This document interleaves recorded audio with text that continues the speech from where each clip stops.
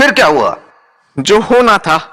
Meeting miss हो गई मुझसे, क्लाइंट्स जा चुके थे और चाचा जी गुस्से से अंगारा बन के बैठे थे अपने कैबिन में।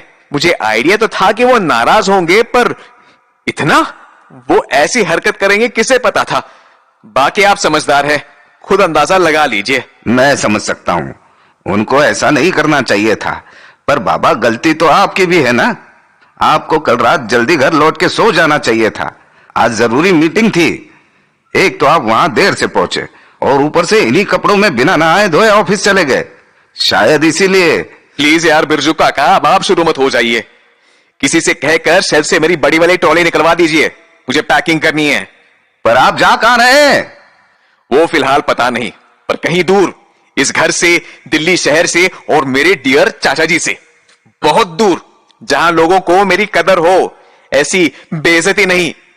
गौरव बाबा, गुस्से में लिए गए फैसले अक्सर नुकसान कर देते हैं। देखिए ना, साहब ने भी गुस्से में आके आपको ऑफिस से बाहर निकाल दिया, पर हमको यकीन है कि अब उनको भी बुरा लग रहा होगा, पछता रहे होंगे अपने फैसले पर।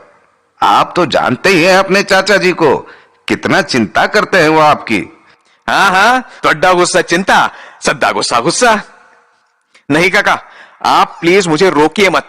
मुझे और नहीं रहना उनके साथ, यहां एक ही छत के नीचे। पर क्यों? क्या उन्होंने आपसे कहा है घर छोड़ने के लिए? नहीं ना? फिर गुस्सा थूक दीजिए ना बाबा, आप तो समझदार हैं। चाचा जी ने कहा ऑफिस छोड़ दो, सब ने कहा शराब छोड़ दो, और आपने कह दिया गुस्सा छोड़ दो। देखिएगा एक दिन आएगा जब चाचा जी कहेंगे घर भी छोड़ दो। शाहरुख खान, देवदास, है ना? जी हां, पर आप मेरी फिल्मीगिरी पर मत जाइए, और मेहरबानी करके जज्बातों पर ध्यान दीजिए और मुझे खुशी खुशी जाने दीजिए। जाते वक्त आपसे लड़ने का बिल्कुल मन नहीं है। वैसे भी काफी वक्त हो चुका है मैं कहीं वेकेशन पे नहीं गया। कुछ दिन नजरों के सामने नहीं दिखूंगा, तभी मिस्टर नंदा कदर करेंगे मेरी। देखना, खुद आएंगे मुझे वापस लेने। पर बाबा आप जाएंगे कहां, ये तो बता दीजिए। वैसे मैं कभी राजस्थान गया नहीं, बड़े दिनों से वहां के महल देखने की तमन्ना है मेरी। सोच रहा हूं जैसलमेर चला जाऊं। मेरे स्कूल का एक दोस्त वहीं बच चुका है, काफी दिनों से बुला रहा है, जाकर मिलाता हूं। इसी बहाने आसपास घूम लूंगा और वो खुश भी हो जाएगा। क्या कहते हैं? अब मैं क्या कहूं बाबा, ठीक है, आपका मन है तो आइए, पर जल्दी लौट आइएगा। आपके बिना ये घर घर नहीं लगता। अरे बिरजू काका, आई हेट टीयर्स। आप भी ना। चलिए, मैं रामू काका से कह के आपकी ट्रॉली निकलवाता हूं, फिर पैकिंग में आपका हाथ बटा दूंगा। अरे नहीं, पैकिंग मैं खुद कर लूंगा। आप बस मेरे लिए कुछ बढ़िया नाश्ता बना दीजिए, सुबह से कुछ नहीं खाया, पेट में चूहे कीर्तन कर रहे हैं। जी बिल्कुल, मैं अभी आपके लिए गरम गरम आलू के पराठे बना देता हूं, साथ में लस्सी। चलेगी ना? अरे चलेगा नहीं, दौड़ेगा। अरे यार, आप भी ना इमोशनल कर देते हो। अरे वहां रजवाड़ों में मेरी खूब खातिरदारी होगी, कई शाही पकवान खाने को मिलेंगे, पर फिर भी काका आपके हाथों के पराठों की बड़ी याद आएगी। सिर्फ पराठों की? और बूढ़े काका की याद नहीं आएगी आपको? क्या काका सेंटी कर देते हैं बराबर। आपकी तो सबसे ज्यादा याद आएगी, सच्ची है। रहने दो बाबा, मक्खन से पराठे पे अच्छे लगते हैं। जाइए, आप नहा धो के फ्रेश हो जाइए, मैं तब तक खाना लगवाता हूं। तो पेट पूजा करके गौरव बड़े से ट्रॉली बैग में जरूरत की सारी चीजें समेटने लगा। देखने में तो लग रहा था जैसे महीने भर के लिए जा रहा हो, या शायद उससे भी ज्यादा वक्त के लिए। जल्दी घर लौट आने का उनका कोई प्लान नहीं लग रहा था। बेचारे बिरजू काका तब भी उन्हें रोकने की कोशिश किए जा रहे थे, पर उनकी सारी तरकीब नाकाम हो गई।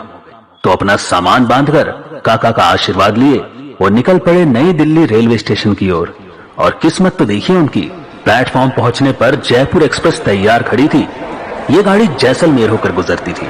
वो टिकट काउंटर पर पहुंचे और किस्मत मेहरबान थी, सो उन्हें बड़ी आसानी से रिजर्वेशन भी मिल गया।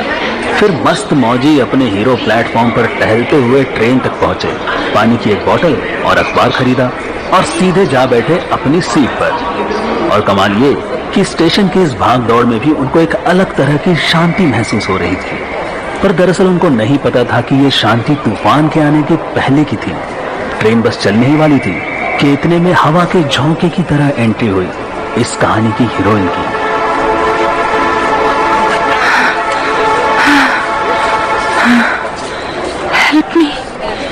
Help me please. मैं बहुत मुसीबत में हूँ।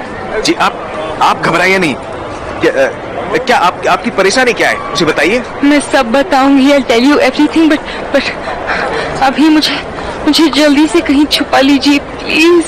वो मेरा पीछा कर रहा है, मेरे पास बिल्कुल वक्त नहीं है। हाँ, आप एक काम कीजिए, आप सीट के नीचे छुप जाइए।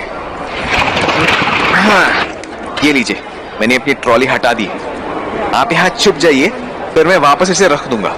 आप पूरी तरह से ढक जाएंगी, फिर कोई नहीं ढूंढ पाएगा आपको। हाँ, that's a good idea. It's fine.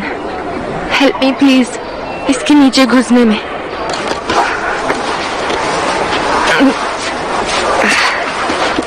हाँ, बस अब ट्रॉली लगा दीजिए and thank you very much. You are most welcome. अब ट्रॉली को लगा देता हूँ। आपको सांस तो आ रही है ना? सांस को मारी है गोली।